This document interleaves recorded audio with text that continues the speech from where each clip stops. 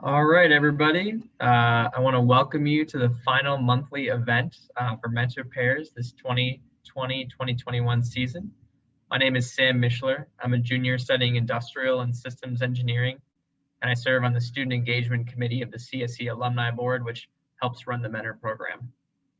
Personally want to thank you on behalf of the entire board for your boldness and commitment in participating in this year's program. Hope it was a beneficial experience for you, and we encourage you to stay connected with your mentor moving forward. We look forward to hearing your feedback, and again, welcome you to the event. So I'll pass it on to Joelle to introduce the main programming for the evening. Thanks so much, Sam, and welcome everyone. I know it's hard to make time this late in the evening when the sun is shining, so we appreciate all of you being here for our final event, Mentor Pairs event of the year. As usual, I'm going to kick us off with some boring housekeeping announcements, but then we'll get to the meat. We have a lot of special guests tonight that I'm excited to turn things over to. So first of all, if you want to call in and listen by phone rather than participate by computer, there are instructions on the screen, and those were included in the email reminders that Andrea sent out through Zoom. We will be using breakout rooms today, so you have access to your video and your microphone. We ask that you stay muted until we get to the breakout room portion of the meeting. If you joined from a Zoom room, we are not able to put you into a breakout room, so please log out from the Zoom room and then log back in using your personal account, so we're able to do that. And if you do choose to call in, if you could put in the chat your name so that we know what phone number is associated with who and can put you into the correct breakout room, that would be much appreciated. As usual for a meeting, if you have any questions, the chat is available to you, so please feel free to put anything you'd like in the chat, and we'll keep an eye on that. We will be recording the presentation today, and we'll share that with everyone who registered. Usually takes us a few days to get that up and loaded on the website, but we'll get that out to you along with some other resources that we'll be mentioning today. We do have the live auto transcript on. If it's distracting for you, you can go down to the bottom of your screen and click on the live transcript button and choose to hide it. And finally, I forgot to mention, though we are recording the presentation and we'll share that link, the breakout room portion of the event is never recorded. So whatever you say in the breakout rooms is private and that will not be shared.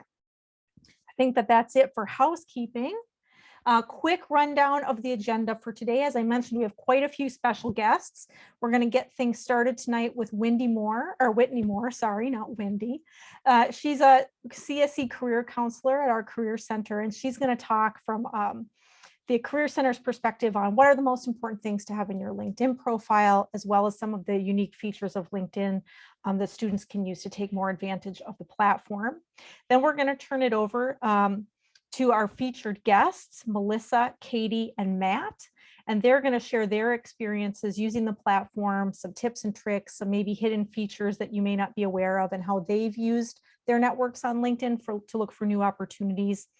And then before we move into the breakout rooms, I'll be sharing a little bit about the Maroon and Gold Network, which is the U of M's kind of LinkedIn-like platform, but it's more geared towards one-on-one mentoring types of experience as opposed to a long-term mentoring relationship like what this program does.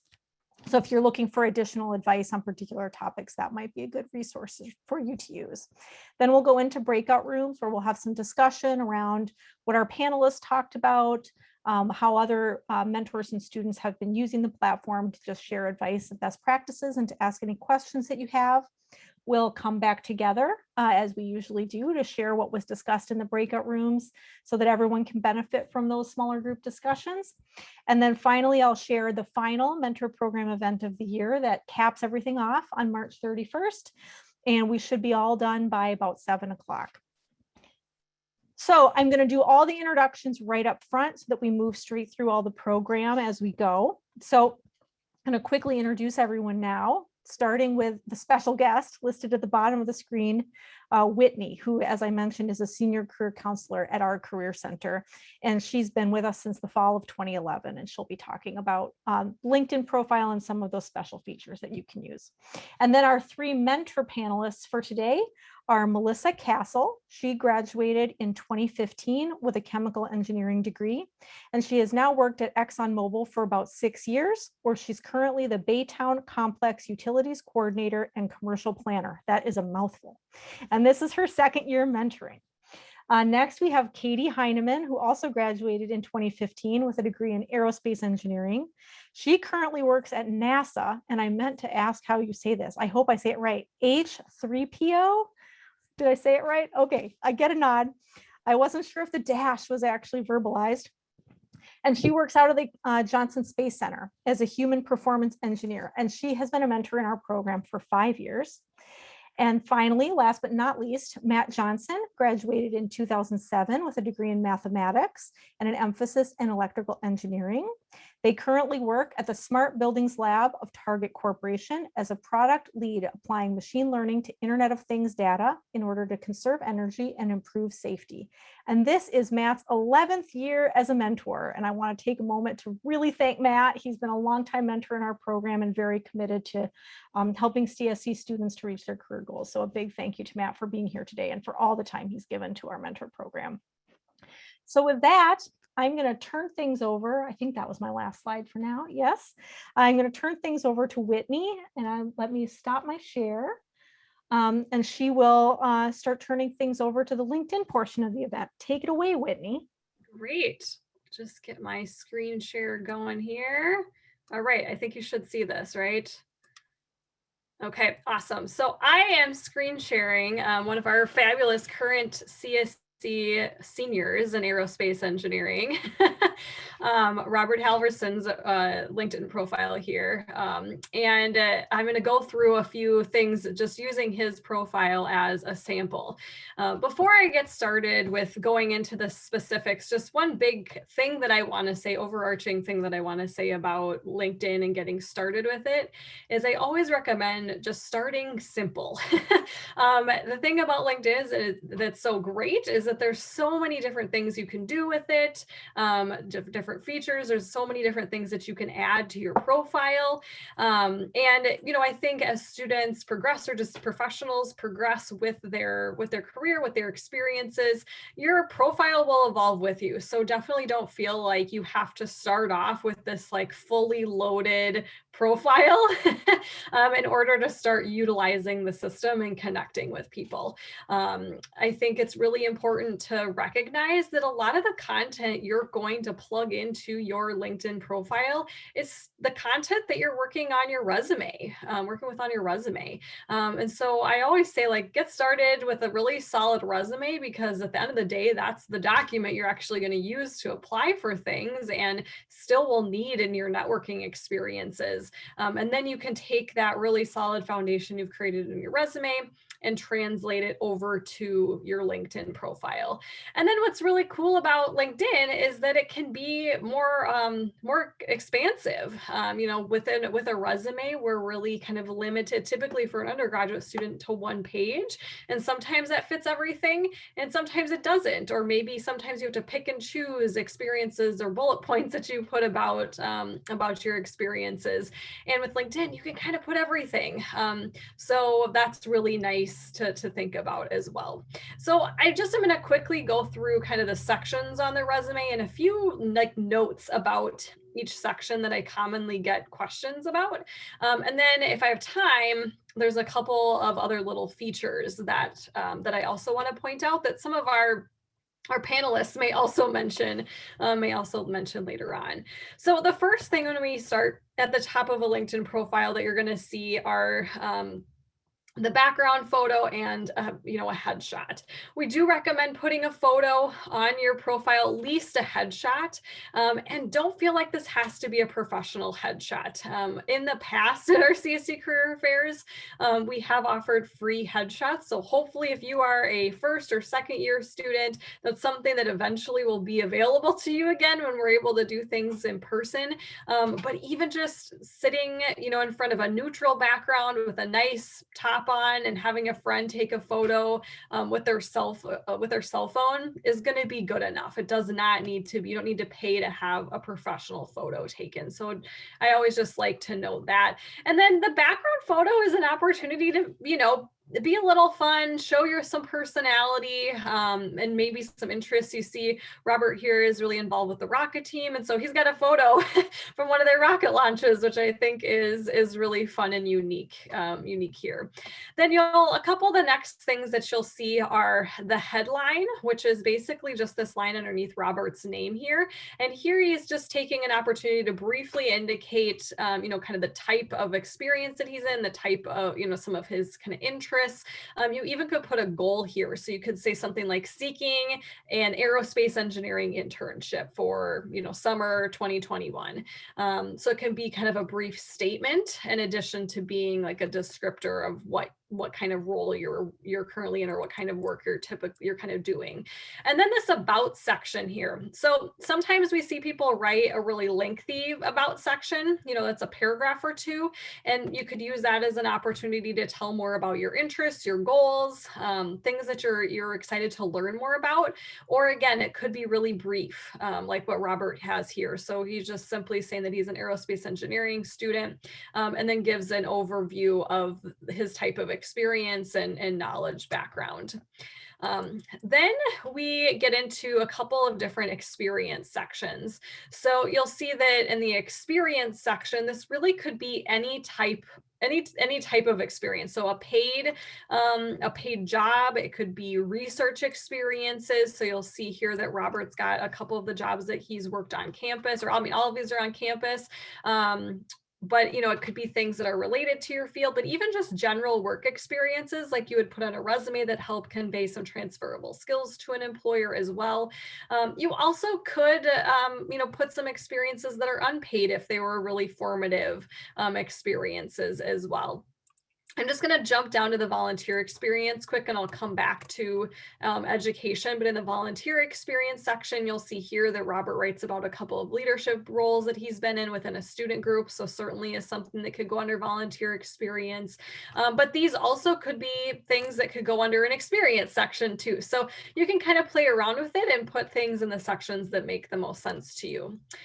Then you'll see the education section. He's got, the university here, his degree, his time frame at the university. You'll see that he's just even has a broader or more inclusive list of all the things that he's been involved with. I do get questions about GPA sometimes. So because this is a public profile, if you're not comfortable putting your GPA on LinkedIn, that's really totally fine from my perspective. It is something that we would encourage you to include on a resume, or at least be prepared to talk about on a resume. But also, if you feel comfortable with putting it on your LinkedIn profile, that's really up to you as well. Then the last couple sections here, you'll see the skills section. So if there are, some software, laboratory skills or techniques, things like that, you can go ahead and plug them into this sort of section. And then it's also kind of fun to look at this. I guess they overarchingly call it accomplishments, but you see Robert's got some courses listed here. You wouldn't need to list this extensive of a list. If there's just a couple that you'd want to highlight, or a handful, you could do that. I really like the projects section that Robert's got on here, where he's, takes the opportunity to talk a little bit more about some course projects, but even a competition that he, has been a part of. So this is really a chance to show some of those, other experiences that you're gaining in the classroom, or just outside of work experiences that you may have. And then, always the honors and awards, again, an opportunity to put some scholarships or other sorts of honors that maybe you've received. The interest section is kind of fun. So this is really just getting at, or, kind of showing different companies or groups that Robert follows. You can see here that it's really in line with his interest in aerospace engineering, and can just show some interest and enthusiasm off there. And then one other thing that we don't see on Robert's resume, but is common on some folks' resumes, is recommendations. So this is making me remember I supervise Robert in the Career Center. I'm like, I got to write him a recommendation because he definitely deserves one. So you can ask people for recommendations. So this has actually been a common practice of myself, that a lot of times at the end of each academic year, I'll reach out to people that I've worked with throughout the year, even students that I've worked with a lot throughout the course of the year, and ask them to write me a recommendation. So students, this is a great thing that you could even ask your mentor to do for you, or if you've had a job or an internship, or, you know, gotten to know some other professionals, you can, or even students that you've worked with, you know, collaborated with in a student group, you can ask those people to write recommendations for you. So, you know, just a couple other things when it comes to creating your resume, you know, make it your own. Don't feel like it has to look like anybody else's, but sometimes it can be helpful to look at other people's profiles just to get some ideas and see what other people are doing. So look at some of your classmates, you know, look at people who are working in roles that you're interested in, who maybe graduated a year or two, you know, within the last year or two and are still early professionals. Just can give you some ideas of ways that you may want to utilize it, but certainly not, you know, to make you feel like there are certain things you have to do. Make it your own, utilize the features that make sense for you and that interest you. The couple of other then tools that I just wanted to quickly mention and highlight, one of them is the alumni tool. So I'm really glad that Joelle is going to talk about the Maroon and Gold Network, because that's a really good tool for finding alumni. But I also like the alumni tool. So if we go to the University of Minnesota's page on LinkedIn, you'll see these tabs here, and this alumni tab is what I'm on. And so this is showing us career-related data for people who have indicated that they attended the University of Minnesota. So we can see where alumni are living, where they're working. We can click next, see what they do, what they studied. There's a couple of other categories, and then profiles show up down below as well. So just sticking with the aerospace theme, since that was the profile of this, you know, the student that I use as an example here. I often will start with searching by major. And so sometimes you'll see this where a major may be kind of listed in a few different ways, but I'll just pick this first one here. And then that's going to filter all the data down. So it's going to filter the, you know, the where they live, where they work, all by this degree of what they studied. And you can filter it down even more. So let's say that you saw a company, Boeing. Great, I'm interested in finding alumni who work at Boeing. You can click on that. You want to look specifically in the Seattle area, great. And it's going to keep filtering the profiles that are down below. And then great, right here are some folks that you could look through and maybe reach out to for things like informational interviews, you know, just to generally connect with them. It's totally fine to connect with people that you've never met through LinkedIn. Like, that's one of the purposes of the system, is to, you know, meet people that you wouldn't meet otherwise. So I always like to talk about this alumni tool. I also like to point out that company pages have a very similar tool. So I'm just using Cargill as an example here, and you'll see that they have a people tab instead of an alumni tab. And you'll see very similar, you know, information showing up here. So you could specifically look for alumni, but let's also just say that maybe you want to look for somebody who works in human resources at this company. Maybe you're trying to find a recruiter. Usually there'll be some sort of human resources section under what they do. You could click on that, maybe filter them down by location. Maybe you want to be, you know, look for somebody who's local. You also could just generally search by major as well. So maybe you don't really care if the person that you find that studied the same thing as you went to the U. You just want to find somebody with a background, you know, a background in mechanical engineering, and, you know, you're not really caring whether they're an alumni or not, because sometimes we can always find alumni at a company. That would be another way that you could utilize this tool. On the company page as well. And there's a lot more that you can use here too. You know, you can look at job postings, you know, read more about the company, see events. So there's a lot of really cool ways that you can use these company pages as well. I just always really like to highlight that people page. So that's a really quick overview. I think I'm probably about at time, but I'm going to share the link to our Career Center homepage in the chat right now, because if you do have any questions that would want to follow up with me or any of the other career counselors in the office with an appointment, if you go to our homepage, and I'll expand this a little bit, I had it a little bit narrow so that I could see my notes. If you go down under contact us, you'll see that here you can schedule an appointment. You can get logged in for drop-ins, which are Monday through Friday from 2 to 4. All this is over Zoom. over Zoom right now. I didn't talk about Gold Pass, obviously, but if you're not signed up for Gold Pass, the quick link to do that is here. We've got our career guides and lots of other information on our website as well. So that's just a few quick tips and things to think about with LinkedIn. Thank you so much, Whitney. That I learned some things. I wasn't aware you could filter on the company pages by people like that. So yeah, I appreciate you showing that. Yeah, it's a really good tool. And I even when I started using it was always focused on like, well, let's look for somebody who studied the same thing as you, who works at this company. But then I was like, wait, we can also look for recruiters. We can use that human resources category. So there's lots of ways to utilize it. So yeah. Great. Well, if you have questions for Whitney, she's not going to be sticking around all the way to the end of the program. But Whitney, could you maybe throw your email address in the chat? Yep, I will put my email in the chat as well. So yeah, so I put the link for the Career Center, and then my email is really easy. It's just wamore@umn.edu. So yeah, you can definitely feel free to email me too.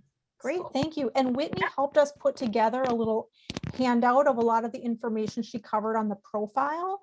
And we're going to share that with the video in the follow-up email so that if you'd like to sit down with your mentoring partner and go through your profiles and kind of have a little checklist of things to make sure you've got covered or that you want to discuss, we'll be providing that too as a resource. Yeah, and there's some really helpful links from LinkedIn with some handouts and other resources on there as well that I would definitely recommend checking out. So I'm really glad Andrea plugged those in there. So yeah, there's lots of info, which I think is great, but it also can mean it's really overwhelming. So that's why I said, just start simple. Don't feel like you have to get complicated right away. So yeah. All right. Thank you so much, Yep, Whitney. We really appreciate you being rest here. of the night. Yep, all right. Take care. I'm now going to turn things over to our three mentor panelists, Melissa, Matt, and Katie. We've got a few questions prepared that we're going to run through that will hopefully get you all ready to have some good discussions in the breakout rooms. So again, thank you to the three of you for being here tonight. We really appreciate your time and your willingness to share your expertise. I know you've all used LinkedIn extensively, but in different ways. So I think that we'll have a lot of good information shared tonight. So to get us started, can you please give us all some information about how you've used LinkedIn, both in your professional and your personal life? And I'm going to throw this one to Melissa to get us started. Sure. Good evening, everyone. I even learned a lot from Whitney's talk earlier today, but perhaps there's some other things that I can share as well. So I would say, first of all, I typically use LinkedIn for pretty standard functions. One of the ones I use the most is to make sure I stay connected with former and current coworkers and classmates, and also future coworkers, to be honest. So if some of my colleagues have moved on to new positions or new roles, and I want to keep up with them and see what they're up to, it's a really great resource to just make sure that you're connected with them and then kind of see what they're up to and what they're doing, if they're moving to a new company, if they're starting up a new company. That I've had a few friends who have been involved in startups, and so that's really cool to watch. Also just keeping up with news in the university or in the company. I follow a lot of different companies. I currently work in oil and gas, so I follow our competition. I also follow renewables companies as well. My partner works in renewables, and also just random other companies I'm interested in as well. Like I really like Impossible Foods, so I follow Impossible Foods and what they share online. And I think the last thing is just to browse job postings and see what opportunities are out there. You can track different opportunities by keywords and what you're searching, and they can send you updates as well. Thanks so much. Matt, do you have anything you'd like to add? Sure, I'd love to share. One of the things that I use pretty much on a daily basis is LinkedIn's messaging feature. And I think of messaging as sort of like professional texting. So in the past, it was, very formal email type of message. Now it's sort of more like texting.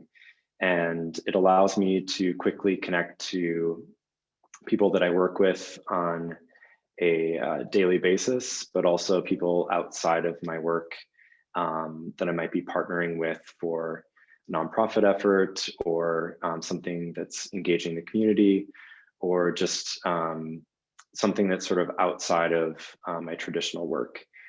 So I've gotten a lot of value in that feature, and it's something that I recommend leveraging LinkedIn for. Once you're connected to your network, you can basically send unlimited messages back and forth. So that's been something I use on a daily basis.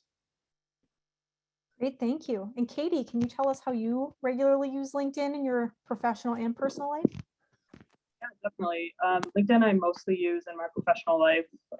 Instagram is for personal life, but yeah, I use it every day if I'm interested in somebody's research, say, or like I work for NASA, and so other folks that I meet at other centers, I love to connect with and just keep up on what they're doing and research kind of what their path has been, which has been really helpful in meeting folks and starting conversations and even small talk, which has led to some opportunities in my current career path. So LinkedIn's great for all of that.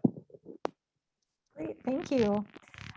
So I'm interested in hearing what you all consider to be sort of an underrated feature of LinkedIn. Is there a hack you have? Is there a feature you think has unexpected value or is your favorite feature to use? And Katie, I'll start with you on this one. Definitely. So my biggest hack in LinkedIn is LinkedIn Premium, which some folks is worth it right off the bat, but it's really nice when you're job searching. So don't pay for it all the time, but when you're looking for a job, it's worthwhile because when you go on there, you can see how you stack up against other candidates. And sometimes you only don't stack up because the right keywords aren't on your LinkedIn page. And so if I'm looking for a software development job and they're looking for someone who writes JavaScript, but I don't have JavaScript listed as a skill, then I might pop up on the recruiter's side saying that I'm not actually qualified for the job, but that's only because I haven't put the keyword on my LinkedIn. And so LinkedIn Premium can tell you how you stack up and how you can be better, which is great. And it also allows unlimited messaging between non-contacts. So if you want to message a recruiter directly, you can use that messaging feature, which is more difficult in the free version. I think you have to be connected or at least a second connection to message folks. Great, thank you, Katie. Melissa, how about you? What's your LinkedIn hack? Sure. So one thing that I've seen recently that I've really liked, but I haven't really participated in is you can take tests on your skills, and then you can get badges on your profile with these skills. So they can be things like, recently I learned, I taught myself Power BI, which is a data analytics tool. And so I thought about, maybe I should take the quiz and put that skill on my resume or on my LinkedIn, because it's proof. You have to take the test and you have to pass it. And it shows that you're qualified rather than just putting on your resume. And then people's definition of whether or not you're qualified ranges vastly.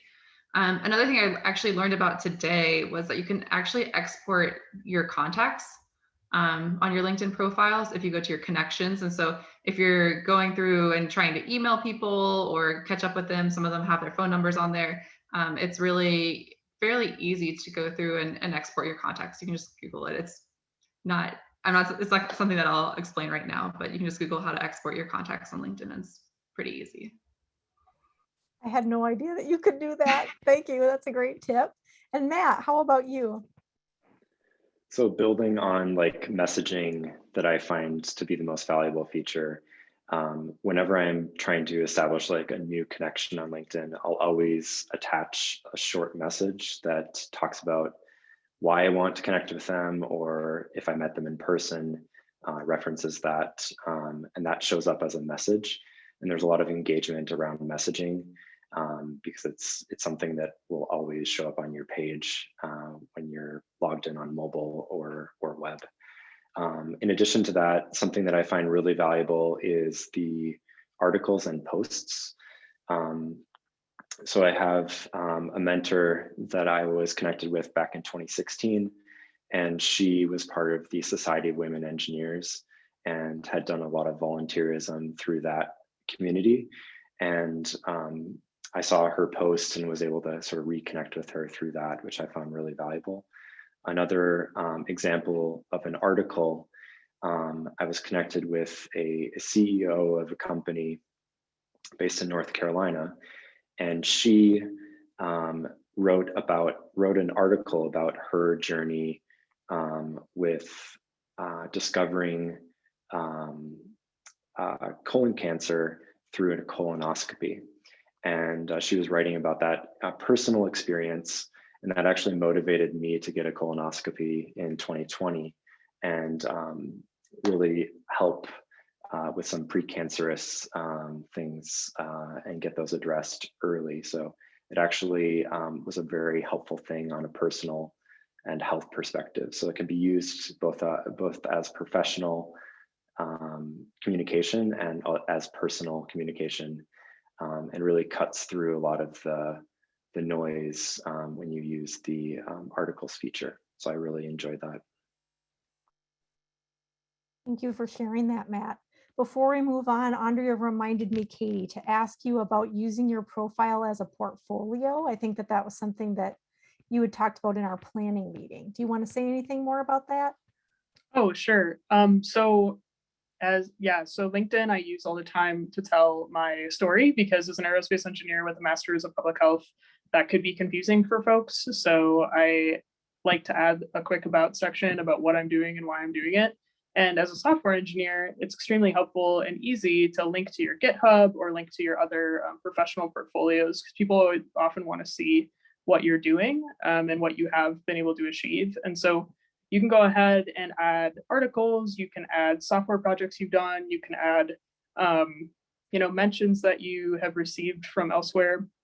And by linking that all onto your LinkedIn, it's kind of like your own personal website. And so someone can just quick look at your LinkedIn, glance over everything that you've done and all the external validation you've got saying that you're actually good at what you do.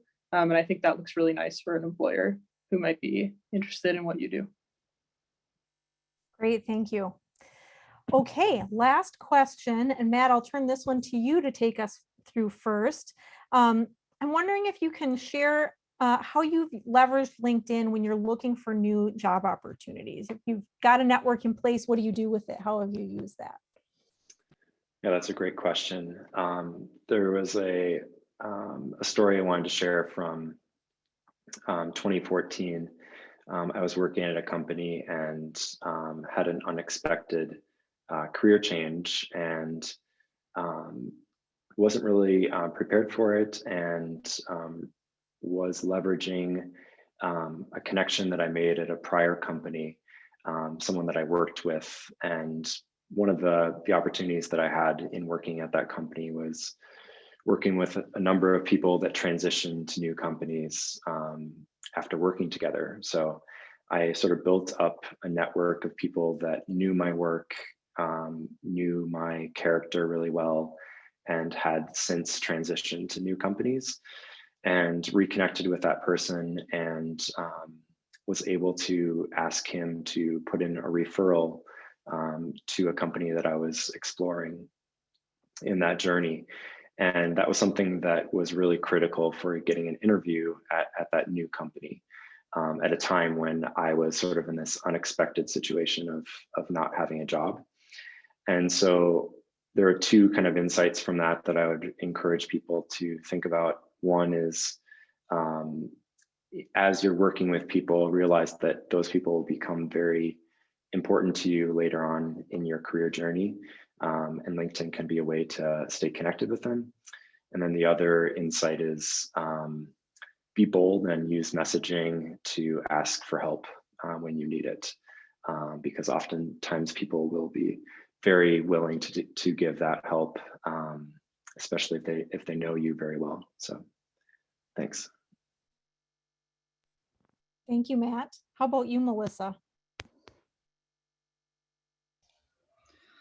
Sure. So when we talk about leveraging your network, one thing that I've done is I've put my profile to be open to new opportunities. And you can do that either very obviously with the green frame that says open to work, which you might have seen that they rolled out recently, or you can do it more subtly. And so once I did that, I was reached out to by several recruiters from some very large companies.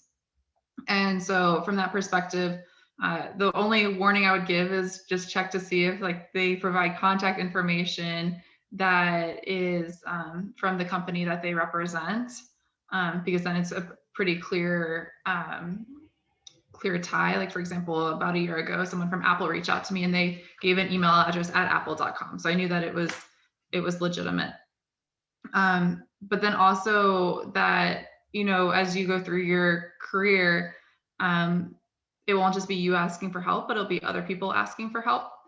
Recently at my company, there have been some layoffs, and my partner, as I mentioned earlier, works in renewables. And so they're actually really growing, whereas oil and gas is shrinking a little bit. And so I was able to connect some of the job opportunities at my partner's company with some people who are looking for employment in the oil and gas sector. And before, I was just Googling, the last comment is I was just Googling when I would look for people who are maybe Minnesota alumni, or I'm doing my MBA, so Rice alumni at different companies to try to grow my network. And now I know that there's a much easier tool to just use that alumni bar as well. But before, I would just Google it. I would say like University of Minnesota ExxonMobil, and then I'd be able to see people whose profiles match that. But it's nice to have this new feature as well. So I think that's a really great tool, and I will make sure to convey that to my mentee as well. It sounds like we're all learning things tonight, even those of us who've used the platform for years.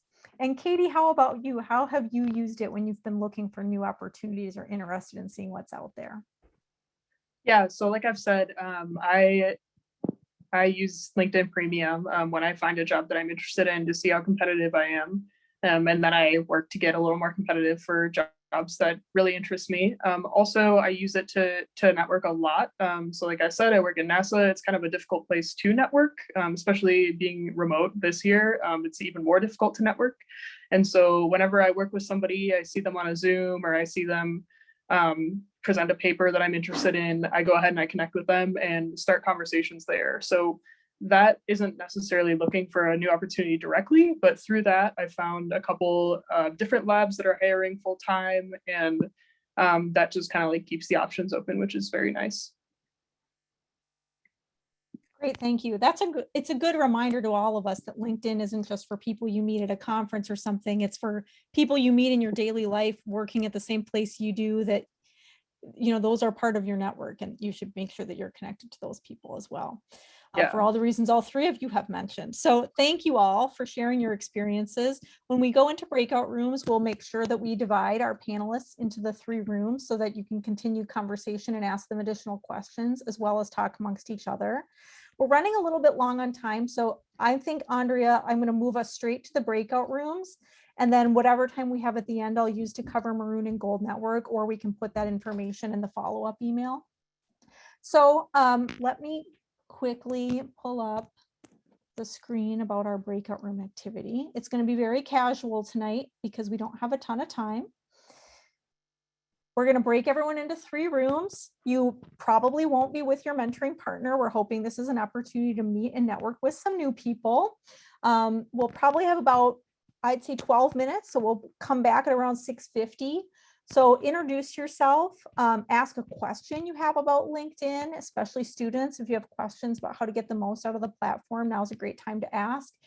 And mentors or students, if you've used LinkedIn and you have a good tip to share, a hack of your own, a positive experience that you've had using the platform, please share it with the others so that they can learn as well.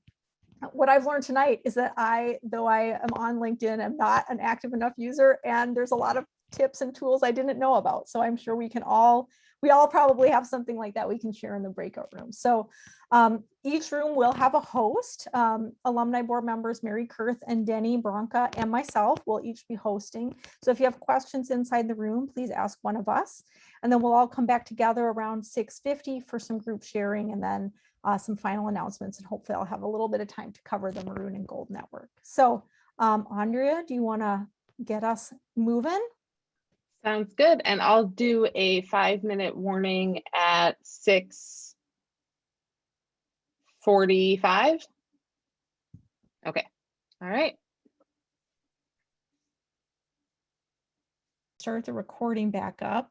So in my room, I think we had quite a variety of users, which I think is true of, I think, the professional world in general. Folks who haven't used LinkedIn a lot or have used it sort of for the more the things that you might think of. So for example, it's always a good practice if you're going in for an interview to look, if you know who you're going to meet with in advance, check out their LinkedIn profile and get to know a little bit about them and their work so that you can feel more prepared.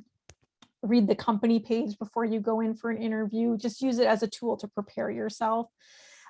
We've had others use it a little more robustly. So reaching out directly to recruiters, reaching out to other interns at places where they'd like to work to get information or to meet people that they'll be working with in the future. So quite a wide range of users. A couple of the questions in our room were, is LinkedIn Premium really worth it, especially on a student's budget? And I think the answer to that was, it depends on what you think you need to use LinkedIn for and whether you'll get the value out of the additional functions, as well as how much is the right amount to put on your profile. That seems to be quite a personal choice, how much you'd like to share. But one of the key takeaways was make sure whatever you put on there, you can back it up. So if a recruiter reaches out to you because they see you put something as an experience on your LinkedIn profile, make sure you actually have the experience to support that skill or piece of information about yourself that you put on the profile. So those were some of the main takeaways in our room. Mary, how about in your room?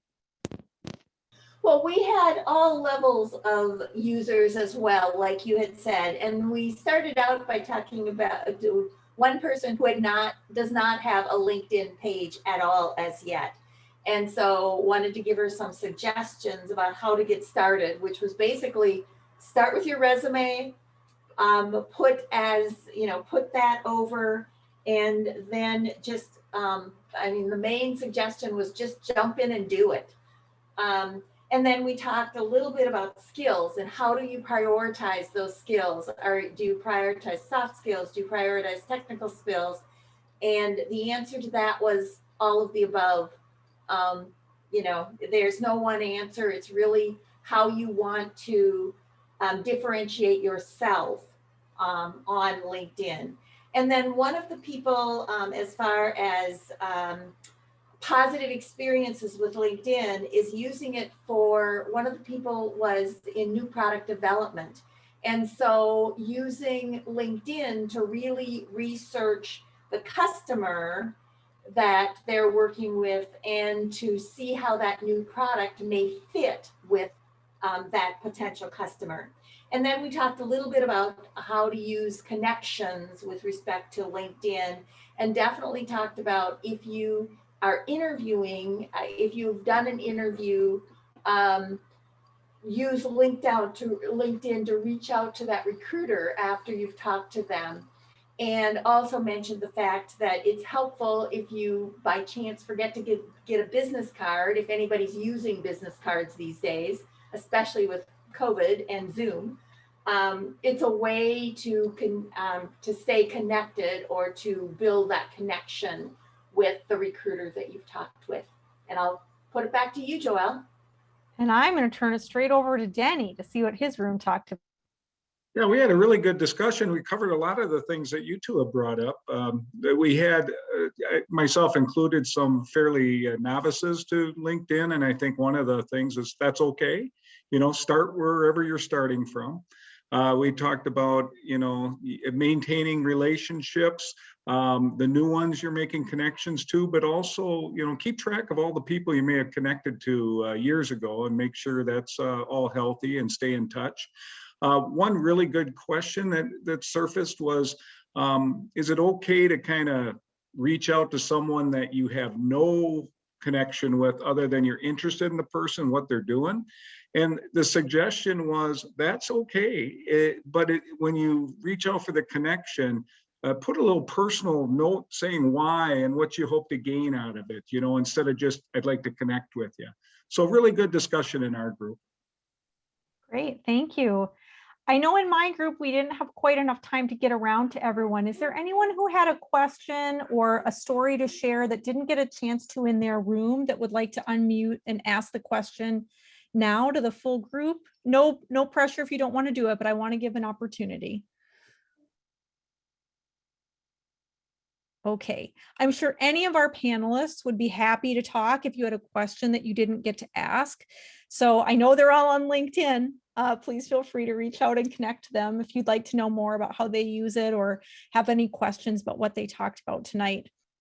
I'm going to just quickly run us through some final announcements to get us up to 7 o'clock. This hour went so quickly. So very briefly, I want to mention the Maroon and Gold Network for those who might not be familiar. It's kind of like LinkedIn, but just for the University of Minnesota alumni and student community. And it's pretty new. It's only about 2 years old. So all the mentors or alumni and friends of the university, like for example, if you're a mentor and you're not a U of M grad, you can still be part of the Maroon and Gold Network because you have a connection to our college and our program. Everyone on here has very recently, like within the last 2 years, raised their hand that they'd like to help alumni and students in their career journeys. So it's a very warm group to reach out to. And it's really easy to sign up if you haven't already, because you can import your LinkedIn profile. So if you've already put a lot of time and effort into that, it makes it really easy to just port it right on over into the Maroon and Gold Network. And when we send the follow-up email for this event, I'll include a couple of very brief videos they made about how you can search the platform. It's got some really robust searching and filtering capabilities. You can find exactly the kind of person you want to connect with, as well as how to reach out and make connections right through the platform. Unlike LinkedIn, where if you send someone a message, it goes to their like LinkedIn messaging service. If you send someone a message through the Maroon and Gold Network, it actually goes straight to whatever email box they put in their account when they signed up. So if you were to send me a message through the Maroon and Gold Network, I wouldn't have to go into the Maroon and Gold Network to see it. It would actually come right to my email and say there's a student looking to connect for an informational interview or whatever the case may be. So it's a really robust tool. You can search by college, by major, where people work, where people live, as well as what kind of advice or activity you're looking for. So when mentors sign up for it or alumni, they can select what they're willing to help people with. So if they're willing to do informational interviews or talk about their company where they work or relocating to a new city for a job or any of those things, they can select what they're willing to talk about. And then you as a user can filter on those things to find exactly the right people who said they want to do informational interviews or that kind of thing. So it's a way to really target the right people to reach out to. So if you're interested, you can learn more at umnalumni.org/maroon and gold. It's free. And we'll send some additional resources in the follow-up email. And then let me skip over this slide. And then I just want to briefly also mention before talking about our last event that we do have a LinkedIn group for the CSE mentor program. If you're not already part of that, it's, got other mentors and students from our program over the last maybe 3 years on there. So again, it's a really warm audience, like a warm subset of LinkedIn. And it's closed to only mentor and student participants in our program. And you can join that group at z.umn.edu/CSE mentor program LinkedIn. And that will also be included in the follow-up email. And then final announcement, we have the last event in this year's 2020 and 2021 mentor program coming up on March 31st. It's the Mentor Appreciation Celebration. It will be virtual this year, but I think it should be a really celebratory night. President Gable will speak. A former mentee in the CFANS program who has since graduated is going to talk about the importance of relationships and the impact mentors have had on her. There'll be a presentation of gifts for all of our mentors where you'll get a link to go and pick something out from the Minnesota Alumni Market. Again, it's free for everyone and we encourage you all to attend.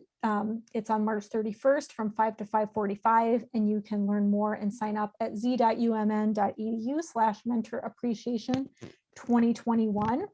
And then in April, we'll be sending our end of year surveys. We take those extremely seriously, as Danny and Mary know, because they'll end up having to look over all the responses we get and help us make program improvements for next year. So please take a moment. We've really tried to streamline the survey this year to make it short and sweet and get us to the meat of the information we're looking for.